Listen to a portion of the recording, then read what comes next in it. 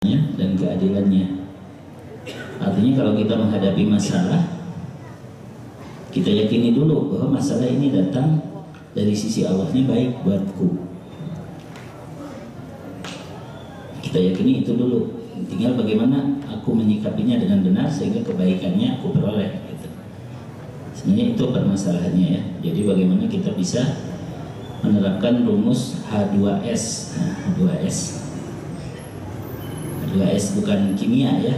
H2S, H yang pertama hadapi, H yang kedua hayati, H yang ketiga syukuri gitu. Jadi kalau masalah itu aja rumusnya. Hadapi, hayati, syukuri. Dihadapi pertama walaupun merasa sulit itu namanya sabar.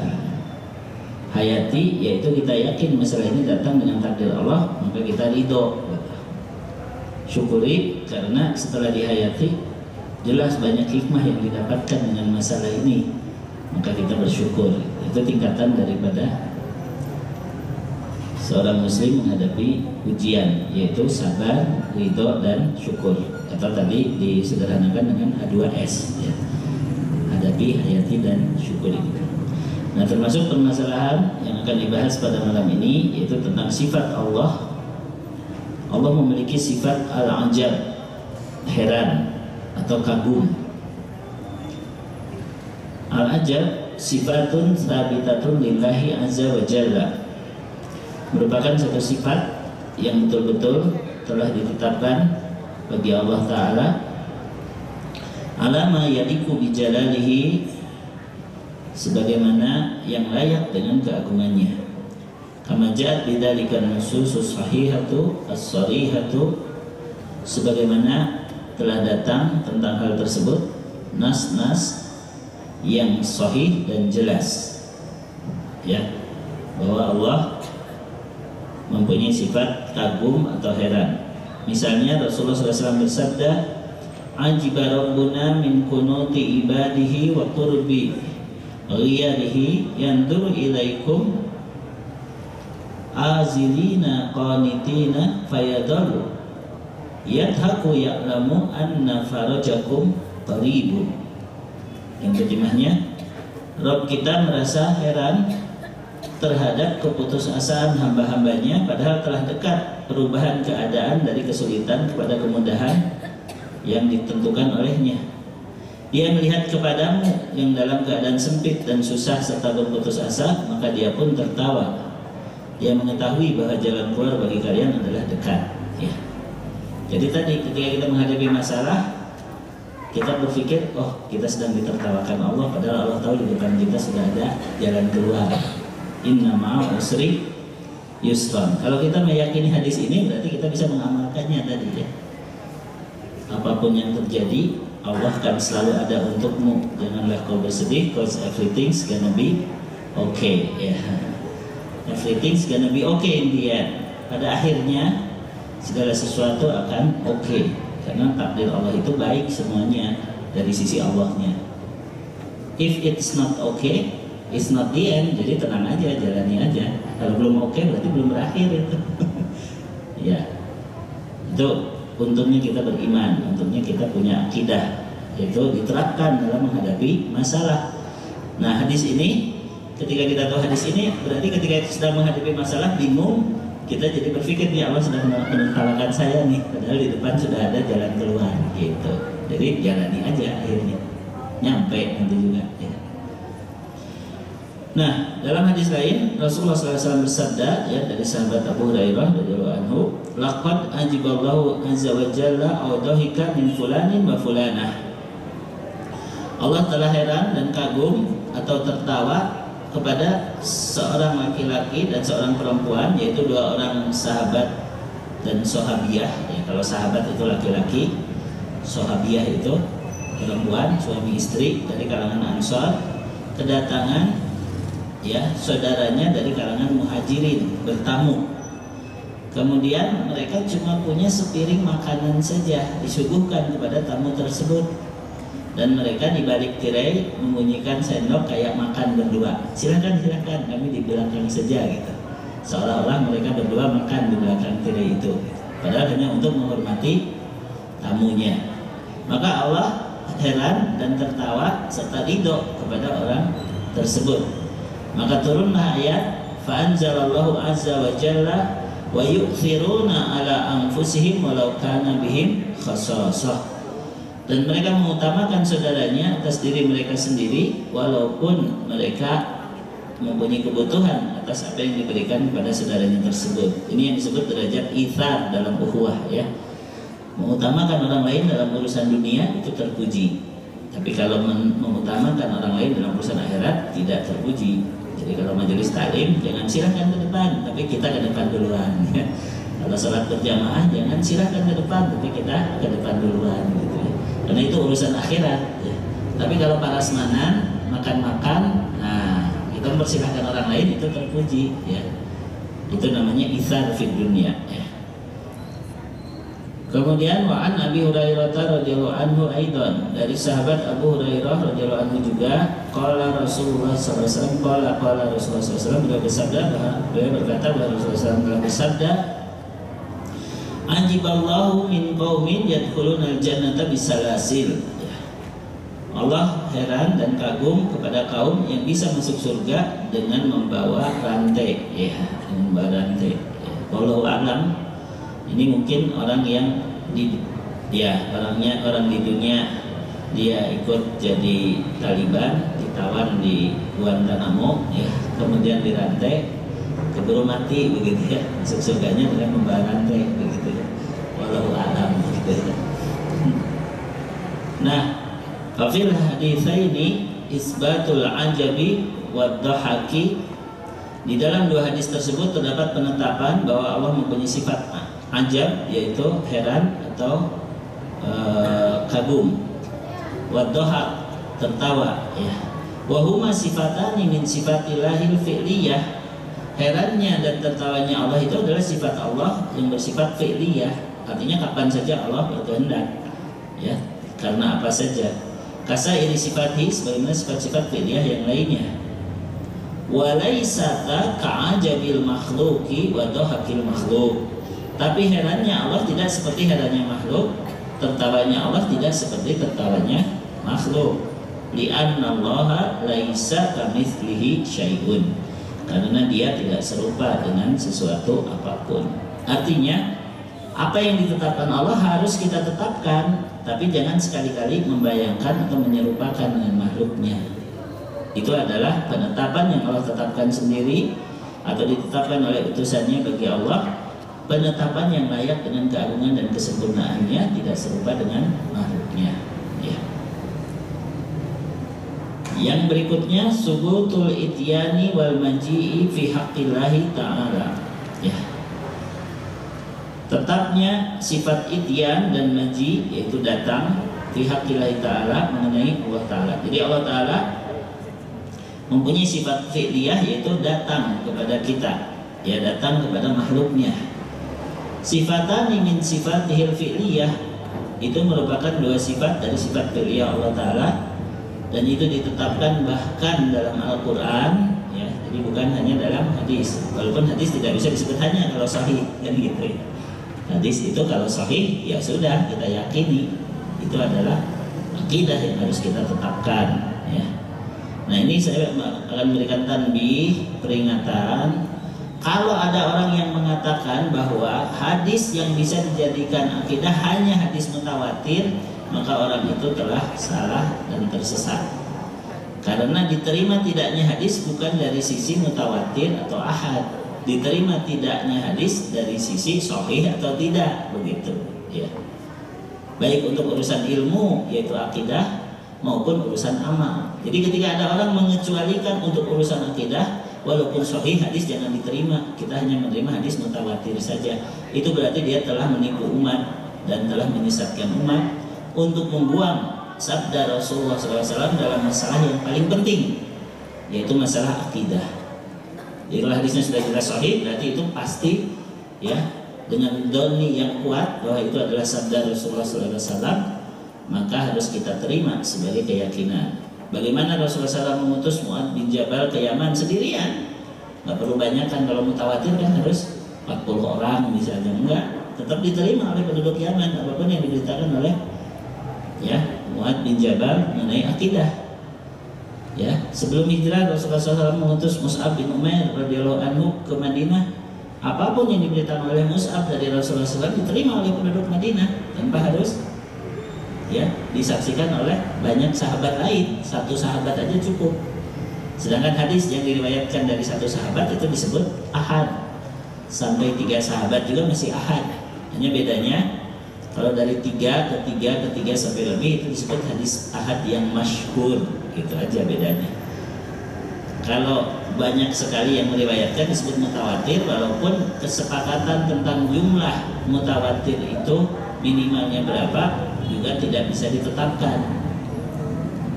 Jadi penentuan mutawatirnya saja nggak bisa ditetapkan, bagaimana kita mengatakan hanya hadis mutawatir saja yang bisa dijadikan akidah? Lah, mutawatir itu seperti apa? Mutawatir itu dari banyak orang ke banyak orang ke banyak orang. Nah, banyak orang itu seperti apa? Yang paling banyak meminimalkan 40 orang. Yang paling banyak. Bahwa mutawatir itu kalau dari 40 sahabat ke 40 tabi'in ke 40 tabi'in terus kepada kita itu nggak pernah kurang dari 40 baru disebut mutawatir.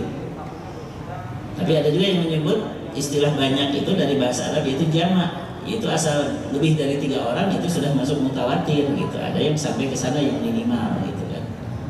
Nah, tetapi intinya diterima tidaknya hadis bukan dari jumlah periwayatnya, tetapi dari sisi sahih atau tidaknya. Itu saja. Asal ahli hadis sudah mengatakan sahih ya kita terima ya.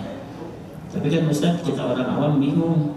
Ini ada yang mengatakan sahih, ada yang mengatakan dhaif, ada yang mengatakan hasan, ada yang mengatakan maudhu. Itu tidak lebih sulit daripada antum mencari obat flu. Mencari hadis yang sahih tidak lebih sulit daripada antum mencari obat mah. Kalau antum sakit flu atau sakit mah, datang ke siapa? Datang ke dokter, ya sudah gitu. Kalau antum mau tahu hadis sahih, datang ke ahli hadis, tanyakan, ini hadis sahih enggak? Gitu, selesai ya. Jadi sama aja. Jadi kalau dengan alasan hadis itu kan macam-macam, ya udah tanyakan kepada orang yang antum percaya bahwa dia tahu hadis itu sahih gitu. Atau buka buku yang terpercaya gitu kan. Kadang-kadang kita nggak perlu datang ke dokter juga langsung percaya. Oh, obat mah Deddy Mizwar misalnya, obat flu mah Deddy Yusuf misalnya gitu kan. Itu kadang-kadang nggak ke dokter dulu kan kayak gitu kan. Jadi tergantung nanti milihnya itu. Kalau orang yang sering sakit mah mungkin milih Deddy Mizwar. Kalau orang yang sering sakit flu milih Deddy Yusuf. Kalau orang yang on milih Oneng kali gitu. Mungkin gitu ya. Itu kan sekarang perang bintang ceritanya kan.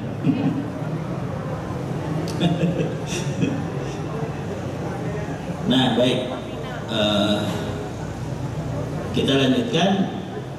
Masalah hadis sahih, masalah hadis dhaif itu sama dengan masalah mana obat yang tepat untuk satu penyakit, kita tanyakan kepada ahlinya ya, seperti itu ya. Jangan khawatir, banyak orang yang tahu tentang masalah itu ya. Nah, penetapan ityan dan maji bahwa Allah datang disebutkan di dalam surat Al-Fajr ya. Kalla idza dukkatil ardu dakkan dakka wa jaa rabbuka wal malaku saffan saffa. Janganlah berbuat demikian. Ingatlah apabila bumi digoncangkan berturut-turut dan datanglah Rabbmu ya dengan sebenar-benarnya ya. Sedangkan malaikat berbaris-baris ya.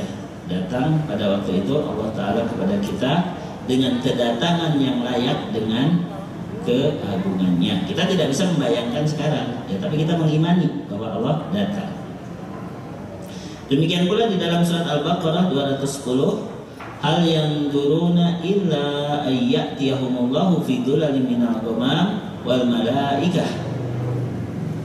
Tiada yang mereka nanti-nantikan melainkan datangnya Allah dan malaikat pada hari kiamat ya, dalam bayang-bayang awan ya. Artinya tidak terlihat langsung, karena seseorang yang bisa melihat Allah secara langsung hanya terjadi di dalam surga. Jadi setelah diputuskannya semua perkara, orang masuk surga, barulah dia ketemu dengan Allah gitu kan. Di dalam surat Al-Kahfi ayat 110, faman kana yarju liqa'a rabbih falyamal amalan shalihan wa la yusyrik bi ibadati rabbih ahada. Siapa yang berharap berjumpa dengan Allah hendaklah beramal soleh dan tidak menyekutukan Allah dalam ibadah kepadanya. Berarti itu 2 syarat untuk masuk surga. amalnya sesuai perintah Allah yaitu amal soleh, dan niatnya ikhlas karena Allah yaitu tauhid. Ya. Jadi mengikuti sunnah dan bertauhid merupakan 2 syarat masuk surga. Gampang banget ya. Iya, gampang banget syaratnya. Tapi penerapannya ya kadang-kadang ya mikir-mikir juga gitu kan. Udah tahu ini nggak ada contohnya dari Nabi, gitu kan. Ya, udah tahu bahwa kita harus bersandar kepada Allah saja, tetap aja misalnya menggunakan jimat-jimat dan lain sebagainya gitu kan. Tetap susah kan? Ya kan dalam prakteknya mah gitu. Nah, juga di dalam surat Yunus surat ke-10 ayat 26 Allah Ta'ala berfirman, lilladzina ahsanul husna wa ziyadah. Bagi orang-orang yang berbuat ihsan atau berbuat kebaikan akan mendapatkan al-husna, yaitu balasan yang baik, surga, wa ziyadah, dan akan mendapat tambahannya. Bonusnya apa?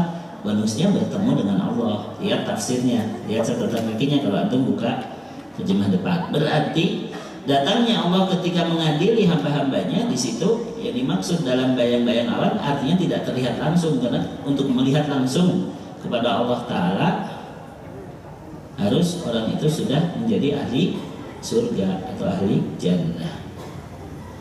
Dalam hadis ya, hanya pernah terjadi di hari kiamat itu Allah hanya memperlihatkan betisnya ya. Hanya memperlihatkan betisnya kepada orang beriman maupun kepada orang kafir. Orang beriman langsung sujud, orang kafir tidak percaya sehingga mereka tidak bisa sujud begitu.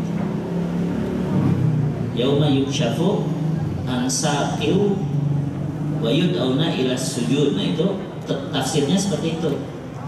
Allah hanya memperlihatkan betisnya ya kepada orang kafir maupun kepada orang beriman di hari kiamat, tapi orang beriman langsung sujud dan orang kafir tidak mampu untuk sujud, karena ketika di dunia mereka masih mampu sujud, mereka tidak melakukannya. Mereka tidak melakukan sujud kepada Allah Subhanahu wa Ta'ala ya. Dan itu tidak perlu dibayangkan lagi. Jadi artinya itu adalah yang layak dengan keagungan Allah Subhanahu wa Ta'ala. Kemudian ayat berikutnya, hal yang duruna ila an ta'tiyahumul malaikatu aw ya'tiya rabbuka aw ya'tiya ba'du ayati rabbika yauma ya'ti ba'du ayati rabbika la yanfa'u nafsan imanuha lam takun amanat min qablu aw kasabat fi imaniha khaira. Yang mereka nanti-nanti tiada lain hanyalah kedatangan malaikat kepada mereka. Di sini ditafsirkan untuk mencabut nyawa mereka, atau kedatangan Rabbmu. Di situ adalah untuk memutuskan perkara, yaitu di hari kiamat.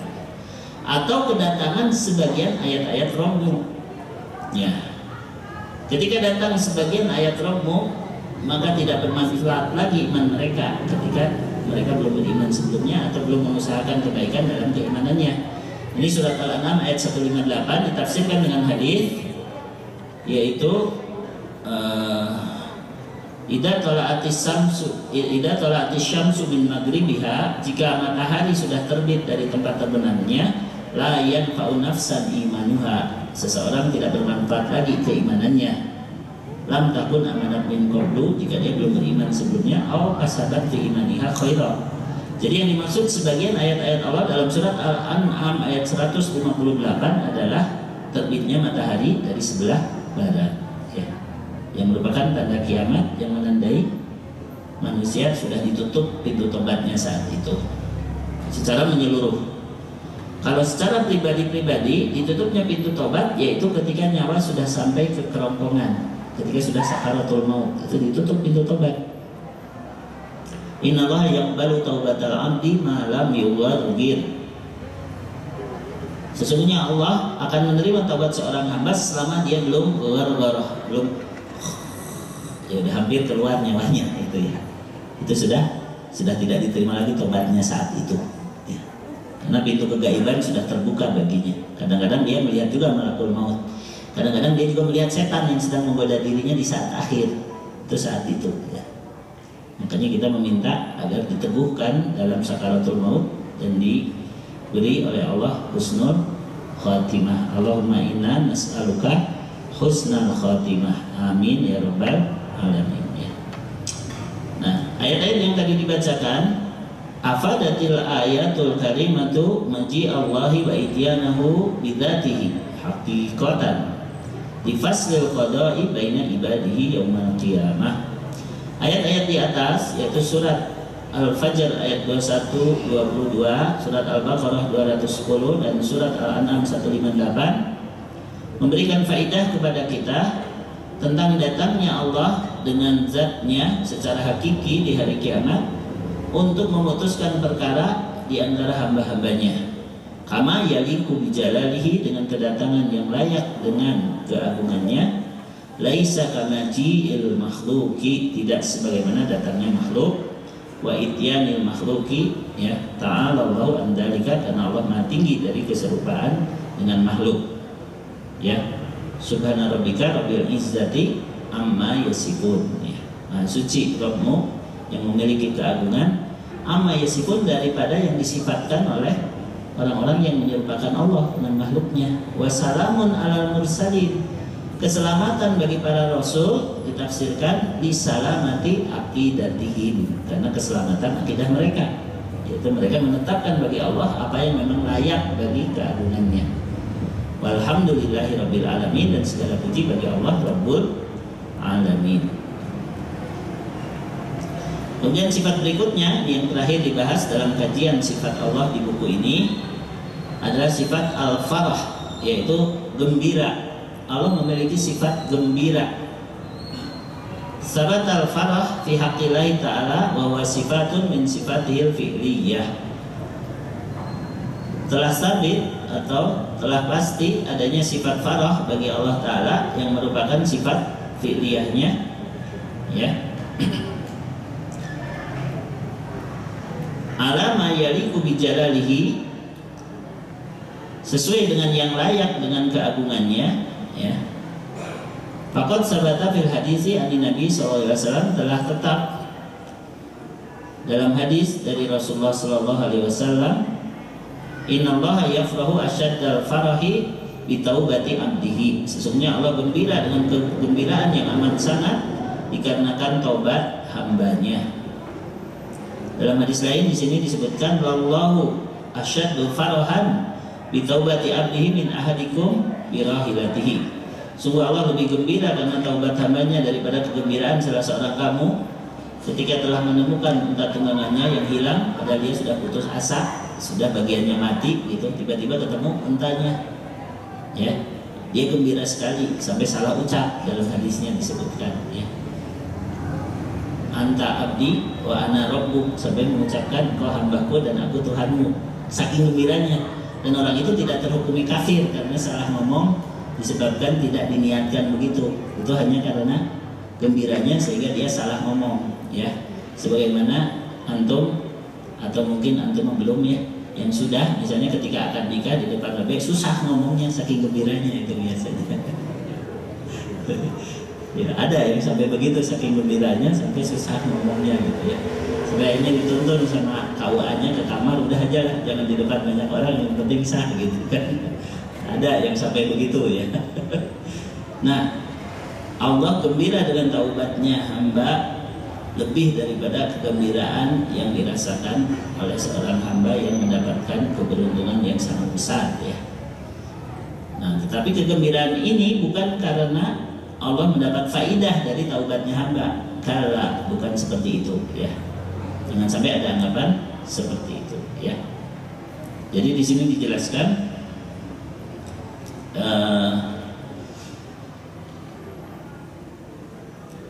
wa hadzal farah minhu subhanahu farahu ihsanin wa birrin. Kegembiraan itu dalam bentuk karena Allah berbuat baik kepada hambanya dengan gembiranya tadi, ya.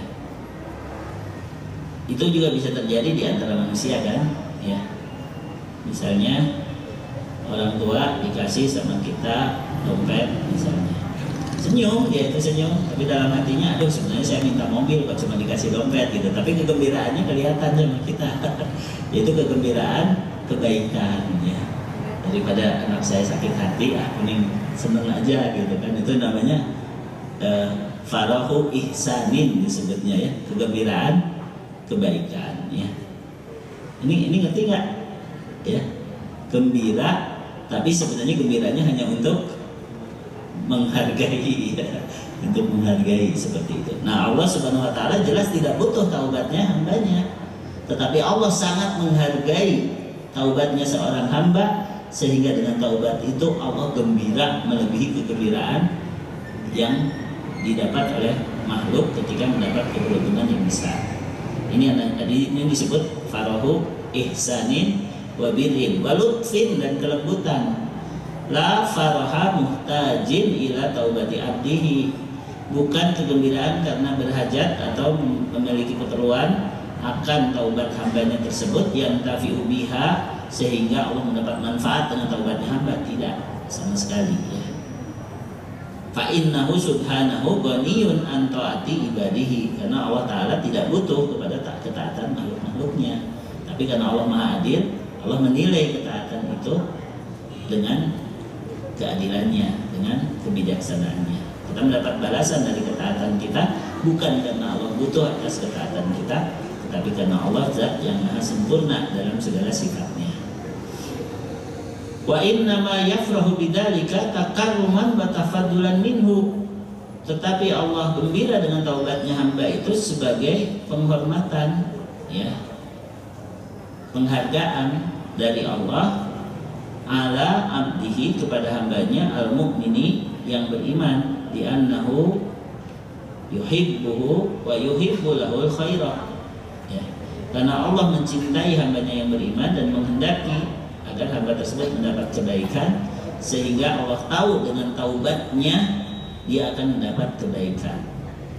Makanya banyak-banyak taubat ya. Setuju? Setuju. Tapi Ustaz, mau tobat apa lagi? Saya mau bersih dari dosa. Nah, itu bahaya itu.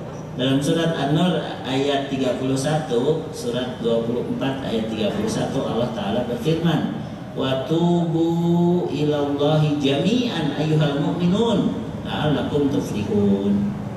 Dan bertobatlah kalian semua wahai orang-orang yang beriman, supaya kalian beruntung. Jadi tobat itu biar kita beruntung, bukan karena kita punya dosa. Jadi kalau antum merasa seperti tadi, selama ngaku beriman tetap harus tobat. Padahal kita nggak boleh merasa seperti tadi ya. Mau tobat apa lagi? Nih rasanya udah bersih nih, itu nggak boleh kan mikir begitu. Jadi di sini tidak ada pengecualian. Siapapun yang ngaku beriman diwajibkan bertobat supaya beruntung. Allah menghendaki kebaikan bagi hambanya, maka Allah sangat gembira kepada hambanya yang bertobat. Wan najata minal adab, dan Allah menyukai agar hambanya itu selamat dari siksaan.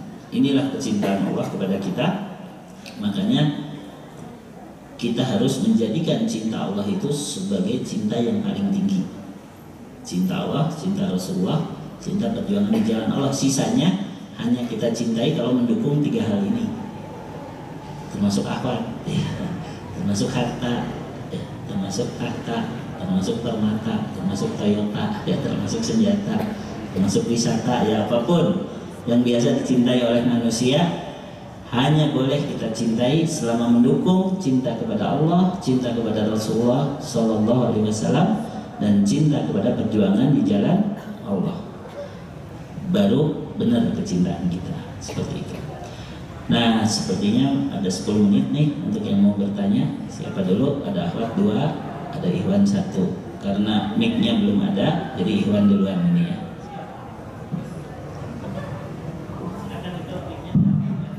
Bismillahirrahmanirrahim. Masalah perang bintang, Ustaz.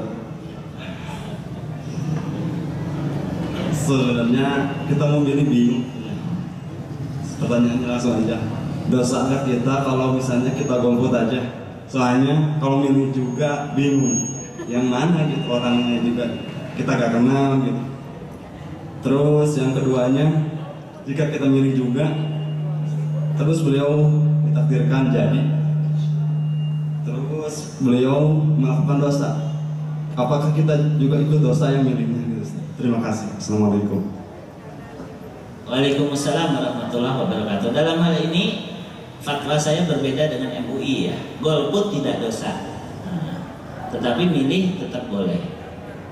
Jadi artinya milih atau nggak milih hukumnya mubah. Jangan dijadikan wajib, jangan dijadikan haram, jangan dijadikan sunat. Milih nggak milih hukumnya mubah. Maka sebagaimana amalan mubah yang lainnya akan berubah jadi kebaikan tergantung niat, ya. Jika antum niatnya misalnya, aduh, ini mah kayaknya yang saya tahu suka sholat aja lah milihnya, udah dapat pahala antum milih juga. Ya. Jadi jangan yang lain-lain dulu. Lihat suka sholatnya aja kita mungkin belum tahu pasti siapa sih yang paling suka sholat nih di antara 5 pilihan ini, ya. Tapi kelihatannya nggak, yang kalau kayak gitu milihnya nggak susah juga gitu, tergantung niatnya. Atau menyesuaikan dengan penyakit tadi kan. Kalau sering sakit perut ya pilihlah Roma. Kalau sering sakit kepala pilihlah Botrek. Tapi kalau merasa on ya udah pilihlah yang on gitu. Enggak ya, cuma canda aja. Jadi tidak berdosa kalaupun kita tidak memilih, tapi kalau kita menganggap itu bermanfaat dengan niat yang ikhlas kita milih. Dan kalau yang terpilih itu kemudian akhirnya berbuat dosa dan berbuat salah, itu sudah di luar urusan kita. Kita menilai yang sekarang, ya, kita menilai yang kita ketahui, sisanya kita serahkan kepada Allah. Jadi kalau nanti ternyata terjadi kejadian apa-apa, ya tetap saja, ya, dosanya dia yang nanggung bukan kita. Ya silakan Pak.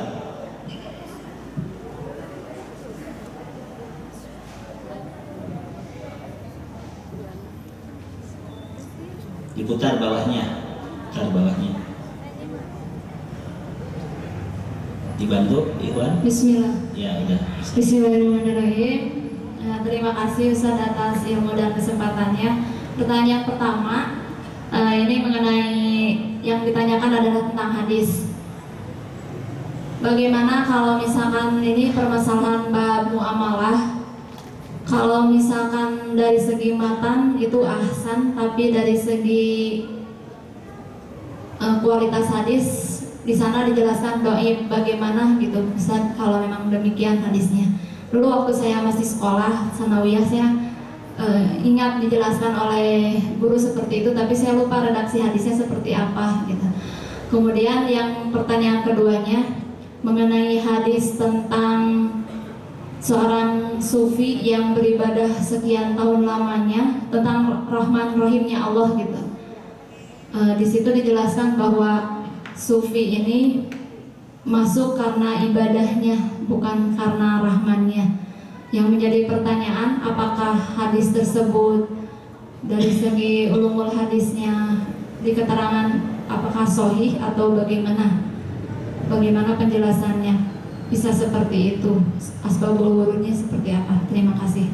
Ya, satu lagi awat yang tadi ngancung, satu lagi langsung saja. Ya, langsung saja.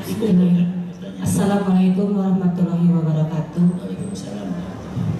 Saya juga ingin tanya tentang hadis.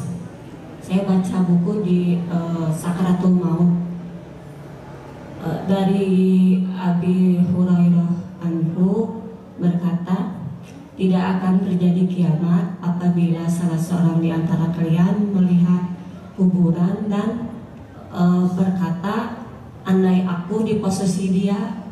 Saya minta penjelasannya Ustadz, itu gimana? Terima kasih. Wassalamualaikum warahmatullahi wabarakatuh. Waalaikumsalam warahmatullahi wabarakatuh. Ya, jadi tiga-tiganya pertanyaan mengenai hadis. Walakin lastu minal muhaddisin. Saya bukan ahli hadis. Sebenarnya begitu ya. Tapi kita lihat hikmahnya saja, bahwa jika kita tidak yakin hadis itu sahih atau dhaif, kita katakan ini kisah hikmah. Jangan disebut sabda Rasulullah Sallallahu Alaihi Wasallam. Saya juga mohon maaf, yang diceritakan soal yang ibadah 500 tahun itu sampai sekarang saya belum menemukan itu riwayatnya sahih gitu. Artinya anggap aja itu sebagai pelajaran kisah hikmah saja, itu bukan dari Nabi, sebelum kita tahu pasti begitu ya. Nah oleh karena itu, kalau misalnya matannya memang mengandung makna yang bagus untuk nasihat, tapi kita tahu hadisnya itu dhaif, jangan sebut hadis gitu saja. Ini adalah hikmah gitu kan.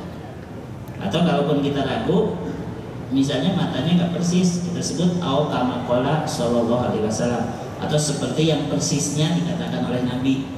Yang tadi tidak persis, yang diriwayatkannya hanya secara secara makna begitu. Itu salah satu cara untuk keluar ya dari permasalahan kita berdusta atas nama Rasul. Karena ini hadisnya mutawatir kalau yang itu. Man kadzdzaba alayya muta'ammidan falyatabawwa maq'adahu minan nar.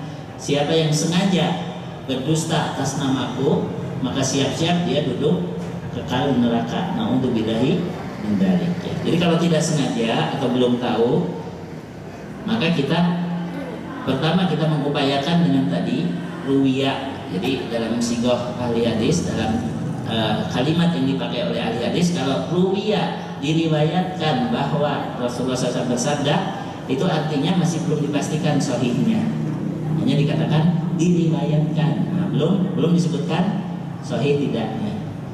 Nah ini hanya penggunaan kata yang salah saja di dalam fikih sunnah dikritik oleh Syekh Al-Albani bahwa Sayyid Sabiq menggunakan kata ruwiyah dalam hadis yang jelas-jelas disahihkan oleh beliau. Harusnya nggak usah pakai kata ruwiyah kalau memang hadisnya sahih, misalnya seperti itu. Itu memang keunggulan ahli hadis itu mengerti tentang bagaimana pemakaian istilahnya, dan itu harus belajar kepada ahlinya masalah istilah-istilah seperti itu.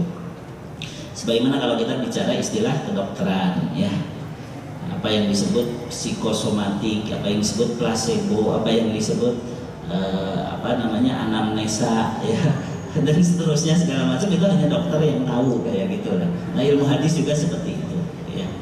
Nah oleh karena itu kalau kita tidak yakin hadis ini sahih, maka kita sebut saja diriwayatkan atau ini ada kisah hikmah seperti ini gitu, ya. Tapi kalau kita tahu itu dhaif, ya kita katakan ini hadis dhaif tapi maknanya bagus, yaitu salah satunya hadis dhaif tapi maknanya bagus. I'mal lidunyaka ka'annaka ta'isu abadan wa'mal li akhiratika ka'annaka tamutu goda. Itu hadis dhaif tapi maknanya bagus ya. Contoh lagi hadis dhaif yang terkenal ya, yaitu al-jannatu tahta aqdamil ummahat. Itu hadis dhaif ya, tapi terkenal tapi maknanya bagus gitu. Tapi kita sebutkan bahwa itu hadis dhaif, jangan sebut hadis ya. Dan sebut hadis, bahaya kalau kita sudah tahu itu dhaif lalu disebut hadis, seolah-olah kita berdusta atas nama Nabi ya. Tadi ngerti nggak hadisnya? Diterjemah lagi. Hadisnya adalah beramalah untuk akhiratmu sebagaimana engkau akan mati besok, beramalah untuk duniamu sebagaimana engkau hidup selamanya. Itu bukan hadis ya. Itu hadis dhaif ya. Tetapi maknanya bisa dianggap bagus jika diamalkan dengan benar, yaitu ketika kita urusan dunia datang adzan, wah buru-buru ditinggalin, mau dunia mau selamanya ini, sedangkan akhirat kan mati besok gitu. Ketika urusan akhirat kita khususkan waktu kita untuk akhirat karena dunia masih banyak waktunya gitu. Kayak begitu kalau diartikan begitu. Tapi kalau diartikan jadi pemisahan dunia dengan akhirat, maka itu sekulerisme menjurus kepada kafir ya. Surga di bawah telapak kaki ibu, kalau diartikan bahwasanya kita harus berkhidmat kepada ibu kita agar kita meraih surga melalui bakti kita kepada beliau, jadi baik. Tapi kalau diartikan surga di bawah telapak kaki ibu itu kita mencium-cium, sembah sujud ke kaki ibu kita ya, sampai mengecilkan diri kita biar bisa masuk kaki ibu kita ya, maka itu tidak benar karena memang hadisnya juga dhaif gitu ya, seperti itu. Yang terakhir tadi kasihan sudah ngacung, silakan Bapak-bapak. Iya itu karena saya tidak tahu hadisnya jadi nggak bisa dijawab. Ya silakan.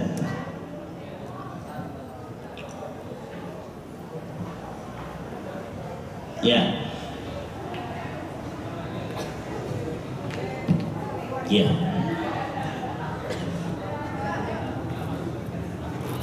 Ya baik. Ini memang permasalahan penting dalam masalah akidah ya. Innallaha la yaghfiru ayyushraka bihi. Kemudian juga la yadkhulul jannata man kana fi qalbihi mithqalu dzarratin min kibrin. Sesungguhnya Allah tidak akan mengampuni dosa syirik. Kemudian tidak akan masuk surga orang yang masih ada ketakaburan walaupun hanya sebesar darah dalam jiwanya. Nah, kita harus tahu bahwa syirik dan takabur ada dua macam.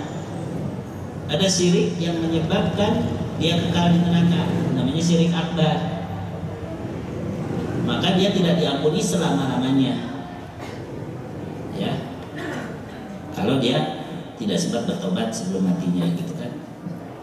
Tapi ada yang syirik yang disebut syirik asghar. Dia tidak diampuni, tapi bukan berarti dia selamanya di neraka. Dia akan dibakar sampai syiriknya itu hilang. Baru masuk surga. Itu syirik asghar namanya. Riya, sum'ah, itu syirik asghar. Takabur juga begitu. Ada takabur yang menyebabkan kekal di neraka, seperti takaburnya iblis. Aba wastakbara wa kana minal kafirin. Tapi takaburnya ente-ente yang suka narsis di Facebook, di Twitter gitu, itu belum sampai takabur yang kafir ya. Tapi juga jangan dibiasakan. Jangan dibiasakan. Karena al-kibru batrul haqqi wa ghamtun nas. Takabur itu menolak kebenaran dan merendahkan manusia ya. Itu jangan dibiasakan. Itu takabur yang menyebabkan masuk neraka tapi tidak sampai kekal di neraka. Takabur yang sifatnya tidak sampai mukhrijun minal millah, tidak sampai mengeluarkan seseorang dari keislaman. Tapi jangan dibiasakan karena tidak akan masuk surga sebelum takaburnya itu dihancurkan dulu di neraka gitu maksudnya. Tidak akan masuk surga walaupun hanya sebesar darah takaburnya begitu. Nauzubillahi min dzalik ya. Baik, itu saja. Alhamdulillahirabbil alamin. Subhanakallahumma bihamdik asyhadu an la ilaha illa anta astaghfiruka wa atubu ilaik. Assalamualaikum warahmatullahi wabarakatuh.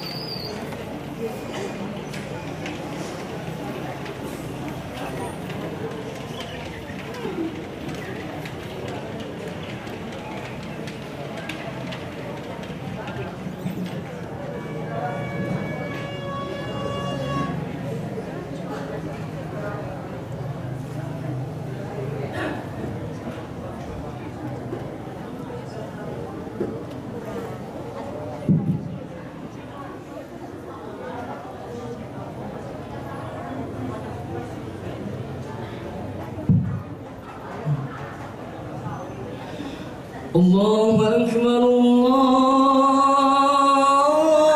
Akbar, Allahu Akbar,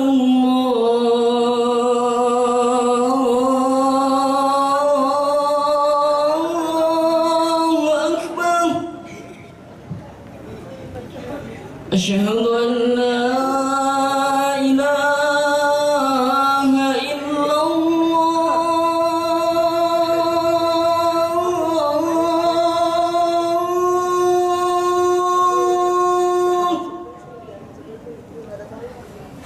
أشهد أن لا إله إلا الله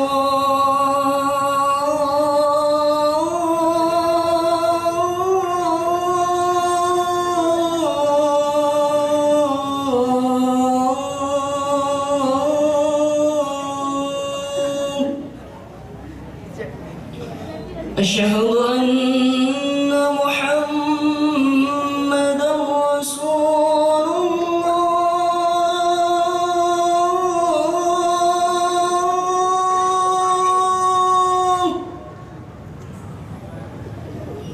أشهد أن محمدا رسول الله